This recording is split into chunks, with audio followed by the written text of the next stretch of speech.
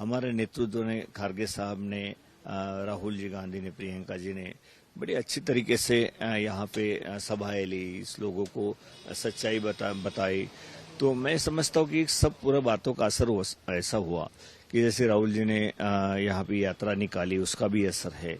तो ये सब मिलजुल कर आज जो जनता चाहती थी कि सोनिया जी गांधी ने हमें तेलंगाना दिया है, लेकिन जिस तरीके से राजा महाराज जैसा व्यवहार जो केसीआर कर रहे हैं, बीआरएस ये पार्टी कर रही है, तो उसको ऊब गए थे लोग। उनको ये लगा कि ये सही नहीं है। तेलंगाना के लिए बहुत सारे लोग शहीद हुए हैं, बहुत सारे लोग जो नेतृत्व कर रहे थे, उनकी भी एक इच्छा थी कि तेलंगाना अच्छा बने, सभी गरीब लोगों के लिए ये जो सोनिया जी ने तेलंगाना दिया है वो आगे बढ़े। लेकिन वो इसका विपरीत यहाँ पे गवर्नमेंट काम कर रही थी।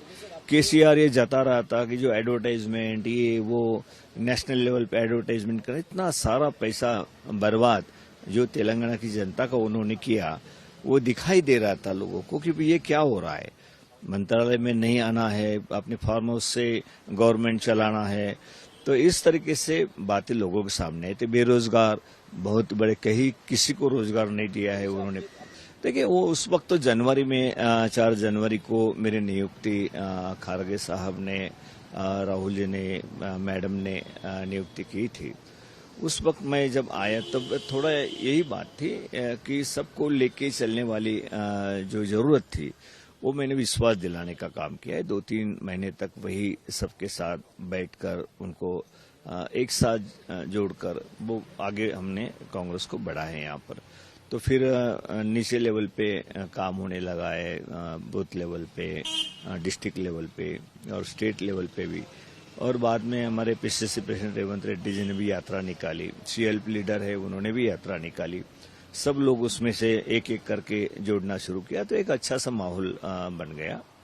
तो उसमें फिर हमें प्रोत्साहित किया वेणुगोपाल जी ने कि उन्होंने सब पूरी तरह कि इस तरीके से ये हो सकता है, इस तरीके से करना चाहिए। तो हमने एक उन्हीं के कहने के आधार पे और सभी कार्यकर्ताओं का सुझाव लेकर, नेताओं का सुझाव लेकर एक अच्छी तरीके से इसमें हम आ गए पोजीशन में।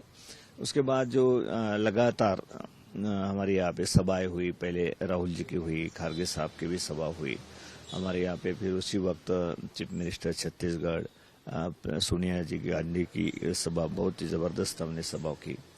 तो लोगों का धीरे धीरे रुझान जो है वो कांग्रेस की तरफ बढ़ते गए।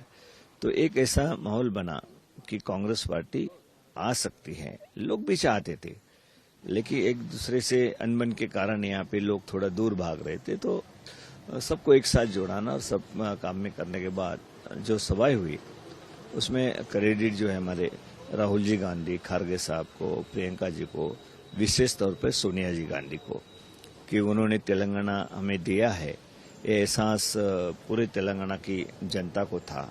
उसका परिणाम जो आपको दिखाई दे रहा है। देखिए सीटों की मैंने पहले से ही 2 महीने पहले से ही मुझे पूछा गया कि वह कितने सीटें आएंगी चुनाव में। तो उस वक्त मैंने कहा था कि 70+।